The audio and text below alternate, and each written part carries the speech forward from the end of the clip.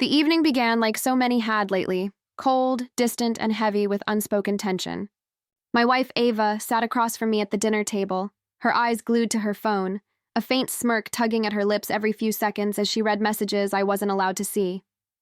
The soft glow of her screen lit up her face more vividly than the candles flickering between us ever could.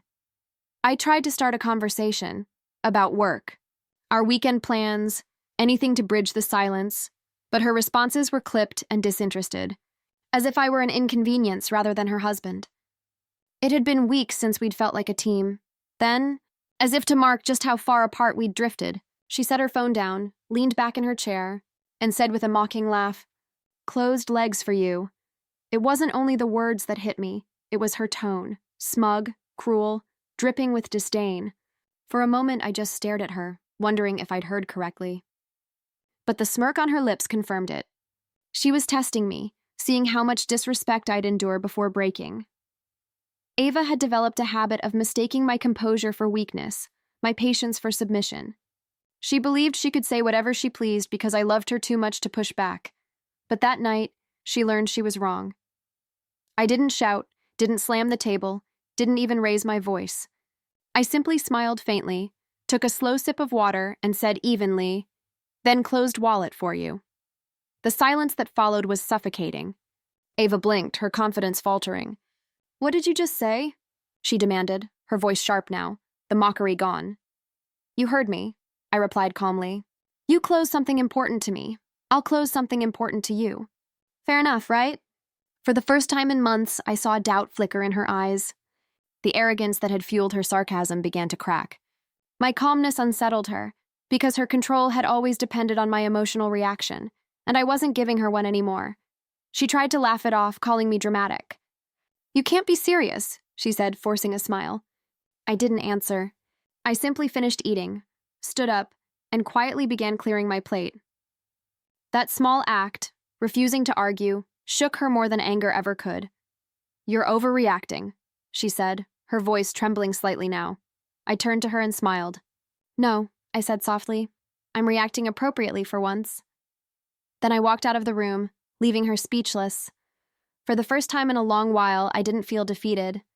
I felt calm, in control, not because I wanted revenge, but because I was done allowing her to treat my affection like it was disposable. The next morning, she acted as though nothing had happened. She brewed coffee, greeted me with forced sweetness, and even wore the dress she knew I liked. "Good morning," she said carefully, testing my mood. I nodded but stayed silent. My quietness said far more than anger ever could. As I grabbed my briefcase to leave for work, she finally asked, "You're not really mad, are you?" I turned to her and said evenly, "No, I'm just rethinking what respect should look like in this house." Her face fell. That was when she realized the dynamic had shifted.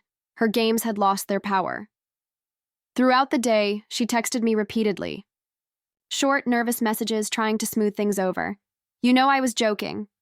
You're being too sensitive. Don't ignore me. Please." I didn't respond, not out of spite, but because I wanted her to sit in that silence, to feel what it was like to lose control of the emotions she used to manipulate. That evening, she called me, her voice shaky. "Can we talk?" she asked quietly.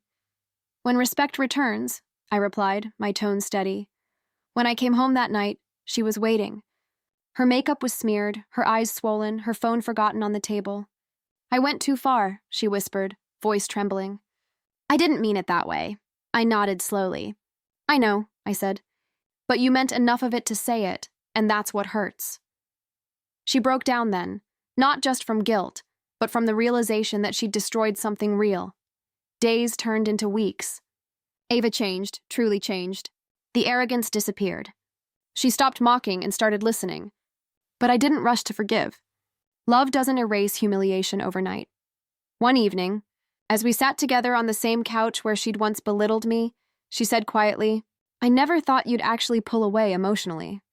I looked at her and replied, "That's because you mistook love for weakness. But love has boundaries too." From that day forward, everything between us shifted. She learned that real power in a relationship isn't about control. It's about respect and balance. My calm response that night didn't just end her mockery. It shattered her illusion that she could manipulate me through words, because sometimes the strongest revenge isn't rage, it's peace. It's silence. It's the quiet strength that forces the other person to face their own reflection. Ava thought she'd asserted dominance that night when she said, "Closed legs for you." But in truth, that was the moment she signed away her control and gave me back my freedom.